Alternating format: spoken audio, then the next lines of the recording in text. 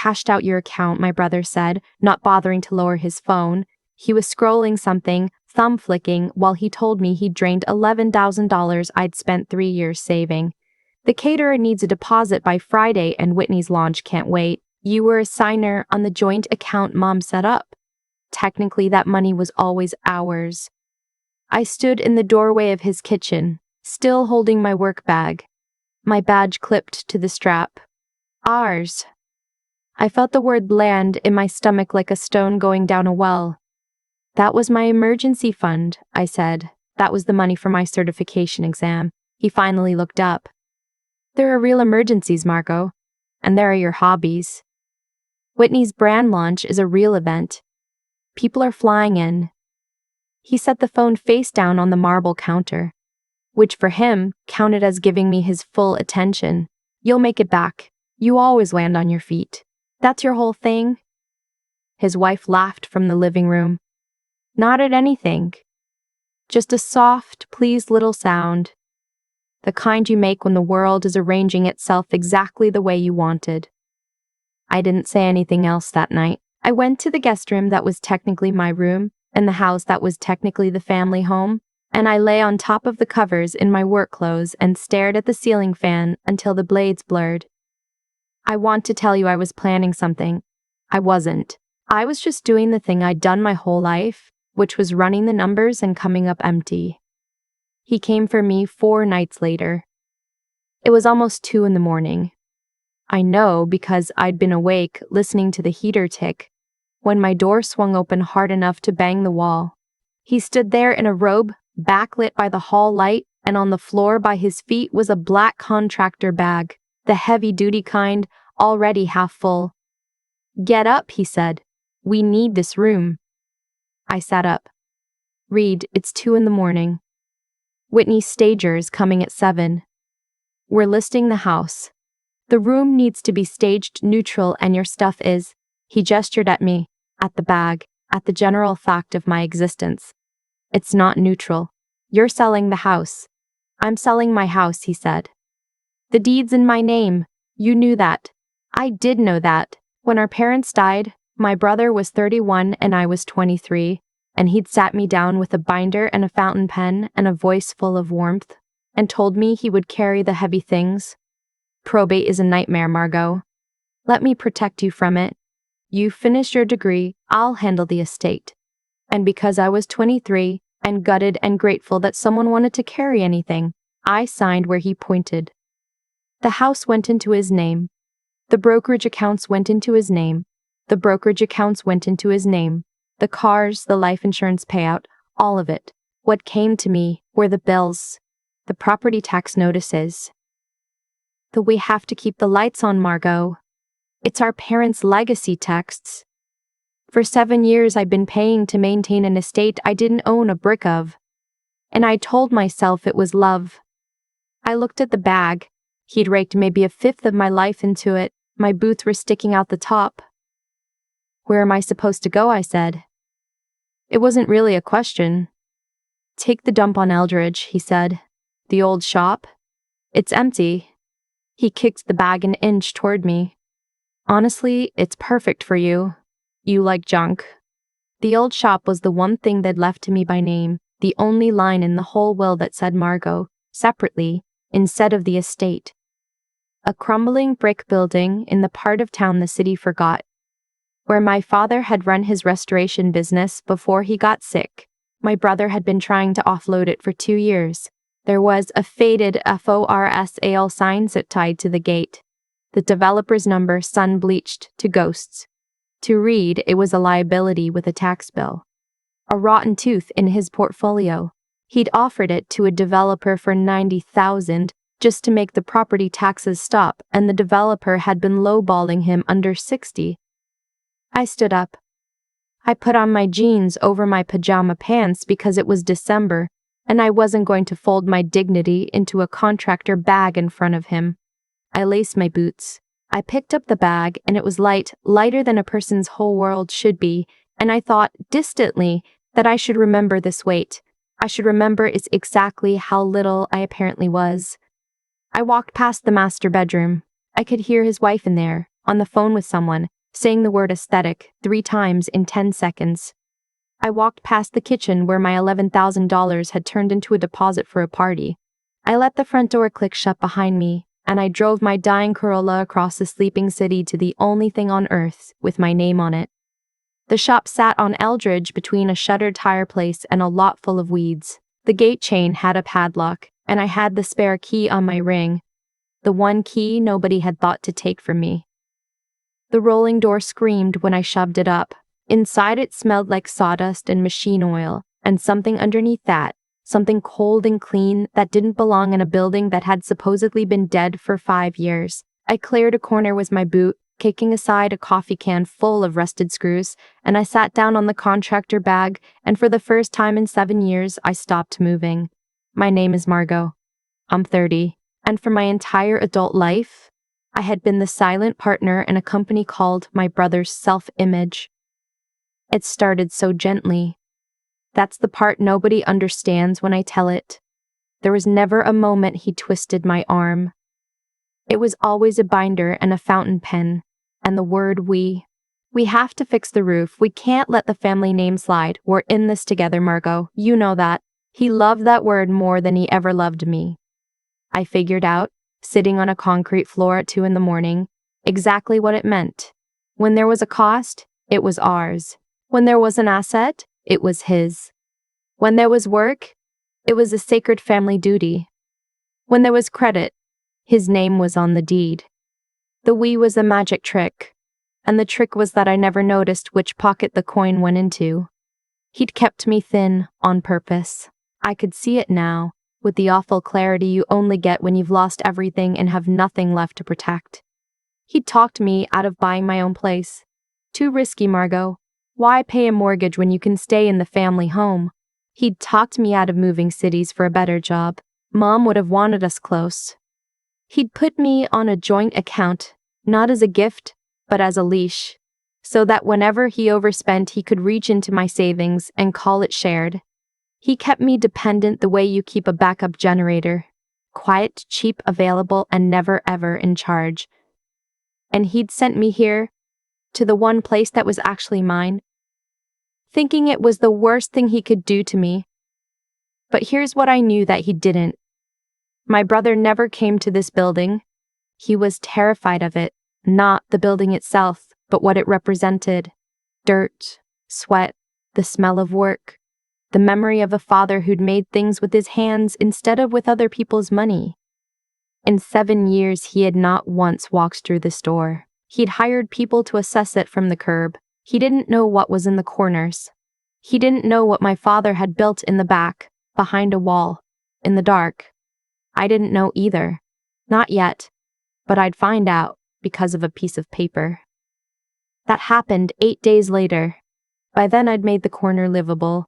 A camp cot, a space heater, I ran off an extension cord, a hot plate. I was 3 weeks from being legitimately broke, eating cereal out of the box. And I'd started doing the math on whether I could even afford to keep the lights on. When my brother showed up in person for the first time since our father's funeral, he came in through the side door in a top coat that cost more than my car, looked around at the dust and the cot and the hot plate with an expression like he'd stepped in something, and threw an envelope at me. It hit my chest and dropped to the floor. "Pay it," he said. "I'm done floating you." I picked it up. It wasn't a utility bill. It was a renewal notice from a specialty insurer, the kind that does collectibles and fine arts, not the kind that does a vacant brick shell on Eldridge. The annual premium was $19,000. "You've been squatting here a week and a half," he said, dabbing his forehead with a handkerchief, even though it was 40 degrees in there. The insurance auto-renewed and the card on file bounced. "The agent's been calling me. I'm not paying 19 grand to insure a pile of your father's garbage. Either you cover it or I cancel the policy and let the whole thing rot." I almost said cancel it. That's the part that scares me when I think back. I almost handed him the thing that would have made him rich and never known. But I do this for a living. I'm an insurance appraiser. My whole job is reading the documents nobody else reads, the riders and the schedules and the declared value addenda, and finding the thing that doesn't fit. And $19,000 a year did not fit. Nobody insures a vacant building's contents. for $19,000 a year. Liability, sure. Fire, sure. But this was a contents policy. With a scheduled property floater. With a climate control warranty clause. The kind they only write when the insured value is high enough that humidity can cost you a fortune. Whose contents? I said. He waved a hand. Old tools. Junk. Your father hoarded. My father did not hoard $19,000 a year worth of tools. He didn't hear me. He was already turning, already done, already fleeing back to the climate of his heated leather seats. Pay it or I cancel it by Friday, he called over his shoulder. And the side door banged behind him. I stood there with that paper for a long time. Then I flipped to the second page, where they list the scheduled items, and the line was blacked out. Redacted, the way they do when the original policyholder asks for confidentiality. But the declared aggregate value at the bottom was not redacted, $4.2 million. I sat down on the cot because my legs stopped agreeing to hold me. I didn't sleep that night. I walked the building with a flashlight instead, reading it like a document, and once I was looking, once I knew there was something to find, the building started telling on itself. There was a sub-panel on the back wall I'd assumed was dead, but when I put my hand near it I felt warmth, the faint heartbeat of something drawing power. I followed the conduit. It ran up the cinder block, across the ceiling joists, and disappeared behind a stack of warped plywood leaning in the back corner, exactly where my father used to tell me not to play when I was little. Storage is unstable back there, kiddo. Stay out. I pulled the first sheet of plywood away. It crashed and threw up a wall of dust. Behind it was not the original brick. It was drywall. Clean, taped, painted drywall. Newer than anything else in the building. Somebody had framed a false wall, stolen 15 feet off the back of the shop, and hidden the seam behind junk no one would ever move. I had my father's old pry bar in my hand. It had been in the tool wall and I'd been carrying it for 2 days because the place spooked me and it made me feel less alone. I set the claw into the drywall seam and pulled. The board cracked, and out through the crack came a breath of air so cold and so dry it made the hair on my arm stand up. Conditioned air. 45% humidity air. Behind it, low and steady, a hum I'd been hearing for a week and telling myself was the highway. I tore a hole big enough to step through and I shone my light into the dark, and I understood that I'd been wrong about my whole life. It wasn't a closet. It was a vault. Climate-controlled, blacked out, the walls lined with dehumidifiers blinking their little green eyes, and mounted on the back wall on a custom rack my father had clearly built himself. I knew his joinery.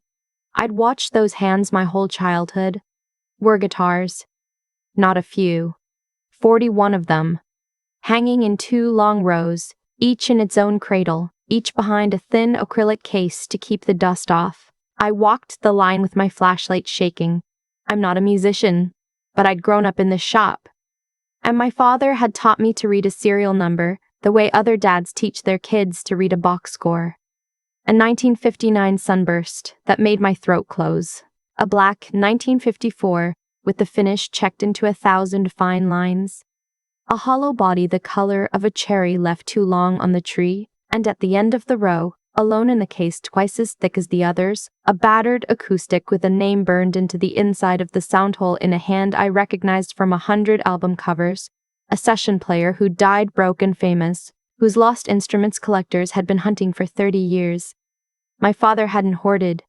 My father had been a restorer, and at some point, quietly, over decades, with money I'd never seen and a discretion I'd never suspected, he had become a keeper. He'd bought and saved and hidden the things that mattered to him, the way some men hide their saints. And then he died before he could tell me. And my brother had inherited a building he was too proud to walk into, and he'd been trying to give it away for $60,000. I sat down on the cold floor in front of 41 guitars and I laughed until I cried, and then I just cried, because my father had left me the only true thing in the whole estate, and he'd had to bury it behind a wall to keep it safe from his own son. I did not call my brother. I did not call the insurance company. I called the one person I trusted to tell me the truth and keep his mouth shut. His name was Desmond, and we'd worked a brutal claim together 2 years back. A flooded storage facility full of a dead collector's instruments. An insurance fight that had taught me everything I knew about what these things were worth, and who would lie about it. Desmond appraised vintage instruments for auction houses and lied to no one, which is why nobody in the trade liked him, and everybody in the trade used him. He pulled up to the shop at 9 the next morning in a beige sedan, looked at the gate and the weeds and the for sale sign with deep skepticism, and said, "You called me out of bed for this? It's not the building, Desmond. It's the inventory." I walked him to the hole in the wall. He stepped through and I heard his breath stop, then nothing. A long, religious nothing. When I came in behind him, he was standing in front of the 1959, his nose an inch from the acrylic, not breathing. "This is real," he said, very quietly. "The flame on this top. Nobody fakes this." He moved down the row like a man in church, reading serials through the cases, checking the wear on the frets, the oxidation on the hardware, the way the lacquer had aged. He got to the battered acoustic at the end, and he went completely still. "Margot," he said. He turned to me, and his eyes were wet. The 60-year-old man who I had never once seen expressed an emotion warmer than mild contempt. "Do you understand what your father did here?" "I have a guess. I need a number." He took off his glasses and wiped them on his shirt with hands that weren't quite steady. "Conservative, if you dump it fast to one buyer. 4 million. The insurance value's honest." He gestured at the rack. "But these aren't a pile of guitars, Margot. This is a collection. Provenance, a restorer's name attached. The lost session pieces. You market this as the lost collection. You bring in the people who buy stories, and you split it across the right auctions." He stopped. "You're looking at 12, maybe 14 million. My brother was selling the building under it for $60,000. Here's the part the lawyers later made me explain a dozen times, so I'll explain it once, cleanly, because I owe it to anyone who's ever been told they were the junk. I did not steal anything. I want that on the record. The building was mine, my name, in the will, separately, but the contents were estate property, and my brother, as executor, controlled the estate. He could have walked in any day and seen what I saw. He didn't, because he thought the back of the building was full of his dead father's failure, and he could not bear to look at it. So I gave him what he wanted in writing. I called him, and I made my voice small. I told him I'd found a buyer for the building. Not 60, but 110, a flipper who'd close in 2 weeks cash. He was thrilled. I told him the only catch was the flipper wanted it. Broom clean, and the disposal company quoted $4,000 to haul the contents, and on top of that, there was an environmental disclosure issue with old solvents that could trigger a fine if the estate still legally owned the junk at closing. I told him the cleanest thing, the thing that would protect him, was to sign the contents over to me personally, so the liability sat with me and the estate walked away clean. He signed it the way he'd made me sign things at 23. He didn't read it. He signed it in the front seat of his Range Rover in a coffee shop parking lot, glancing at his phone the whole time, and he handed it back and said, "You're finally being useful." And he drove off to tell his wife he'd unloaded the family junkyard and made $110,000 doing it. The document, which his own lawyer later confirmed was airtight, transferred all contents of the property at Eldridge, present and discovered, to me individually, free and clear. By the time the building closed, the vault was empty. 41 cases, moved at night by Desmond's bonded transport crew to a real facility with real security.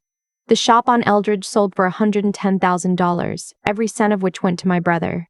And he mocked me for hauling away my father's trash, and I let him. The first lots went to auction in the spring. I'd insisted on the story.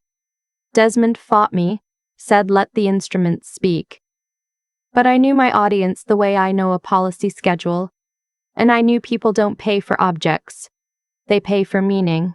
So we told it true, a quiet restorer and a forgotten part of town, a man who saved the things the world had given up on, who hid his life's work behind a wall to keep it whole.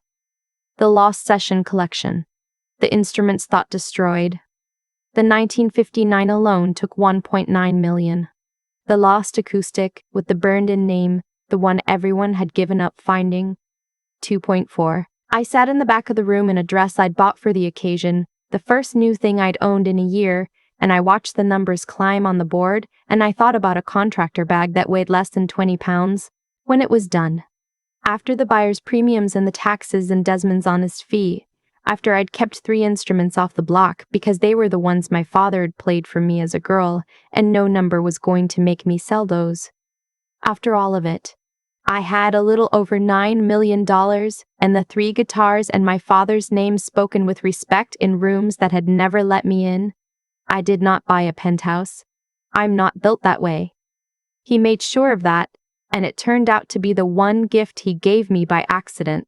I paid off the certification I never finished. I opened my own appraisal and restoration firm in a real building with my father's tools on the wall and his name over the door. And the first thing I did with the firm was buy back the family home, the one my brother had staged neutral and listed and sold. The one I'd been thrown out of at 2 a.m. It had cycled through 2 owners and a foreclosure by then. I bought it at the bottom, and I had Desmond's crew bring my mother's piano back into the front room, the piano my brother had pawned to a dealer to cover a catering deposit, which I'd quietly tracked down and reclaimed the same week I found the vault. My brother found out the way everyone finds out now, which is all at once and online. The auction made the trade press, and the trade press made the regular press because lost treasure stories travel. My name was in it. His was not. But it didn't take a genius, and his wife was not a genius, and she put it together at a brunch where someone showed her the article on a phone. I heard about the scene secondhand, and I won't pretend it didn't feed something starved in me. He called me 11 times, I let them go. The 12th time I picked up, because by then, I had a lawyer sitting across the table from me with a legal pad, and we decided it was time. You stole from the estate, he said, and his voice was doing a thing it had never done with me, which was shake. That was estate property. Half of that is mine. You signed it over, I said, to me. Personally, you want me to read you the language? That's fraud. You knew what it was. I'm an appraiser, I said. Knowing what things are worth is my job. You're an executor. Knowing what's in the estate was yours. He started yelling then, about lawyers, about how he'd ruin me, and I put the phone on speaker and let my lawyer answer in the flat bored voice of a man who has already read everything and found nothing. He sued. Of course he sued. The suit lasted 9 months and accomplished nothing except introducing a forensic accountant, hired by my lawyer, to the full history of my brother's tenure as executor, which turned out to be a tour of self-dealing so thorough that by the end his own attorney was advising him to settle before the probate court started asking why so much of our parents' estate had quietly become his personal property. He'd commingled. He'd reimbursed himself for estate expenses that were vacations. He'd been treating the inheritance as a checking account for the better part of a decade, the same way he'd treated me. The case didn't make me richer. It wasn't about that, but when the dust settled, the court clawed back what he'd taken from the estate over the years, and the portion that should have been mine came home, and his portion got eaten by his own legal bills and the back taxes the accountant surfaced. His wife's brand launch happened, by the way. I looked it up once. It folded inside a year. It turns out you cannot build a lifestyle empire on a foundation of someone else's drained savings account. The party was beautiful, everyone said. The flowers alone were worth it, someone posted. She left him about 14 months after the auction. I don't know the details, and I find I don't want them. I know he sold the Range Rover. I know he moved into an apartment in a part of town that would have horrified him 2 years earlier. I know because he wrote me a letter, an actual letter, in the same hand that had filled the binder I signed at 23, saying that he'd been under a lot of pressure back then, that he'd never meant for things to go the way they did, that he hoped that as family, we could find a path forward. He used the word 4 times. I counted, because I always count. I didn't write back. I'm not proud of the silence, and I'm not ashamed of it either. It's just the truth. I'd spent 30 years being the place his costs got hidden. And I was done volunteering for the role. Sometimes people ask me, friends, the few I have now, the real ones, whether I forgive him. I tell them the honest thing, which is that forgiveness was never the question. The question was ownership. For 7 years, I'd been told that everything was ours right up until the moment it became mine to lose. My father knew that about his son. That's why he didn't leave me money or stock or anything that could be commingled or argued or signed away by a man with a fountain pen. He left me a locked room and the one key, and he trusted that the daughter who'd grown up watching him read serial numbers would know how to read a building. I keep the 3 guitars in the front room of the house I bought back, next to my mother's piano. I don't play them.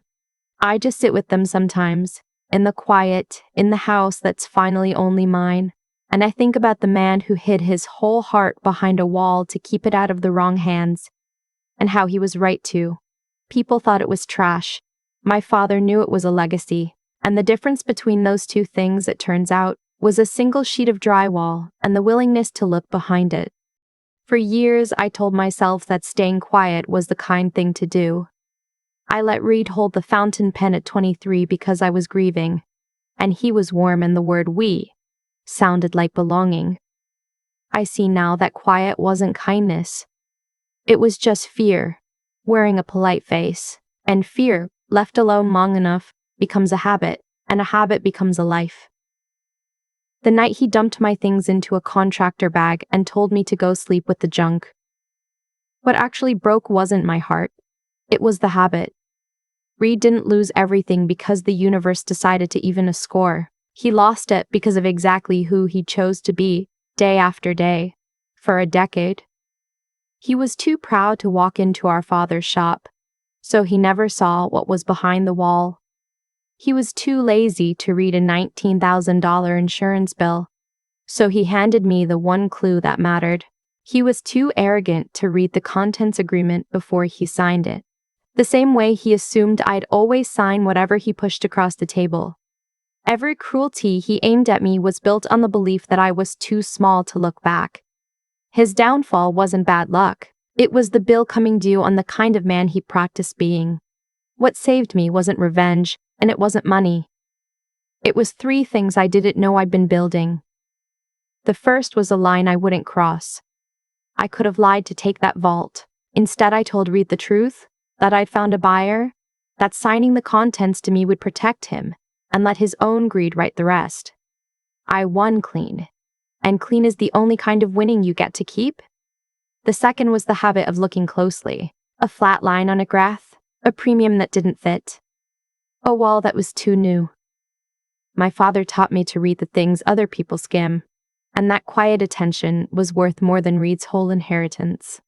The third was the plain stubbornness to keep going on a cot in a freezing building when I had every reason to fold. Survival isn't loud. It's just refusing to lie down one more night than you have to. If you take anything from what happened to me, take this. Guard the line you won't cross because it's the only thing nobody can sign away from you. Train yourself to look where others won't bother, because the truth almost always hides behind the cheapest sheet of drywall. And when you're sitting on a concrete floor at the lowest point of your life, understand that the floor is not the end of you. It's the ground you finally get to build on. Reed thought he was throwing away trash. He was just letting go of the one person who knew how to look behind the wall.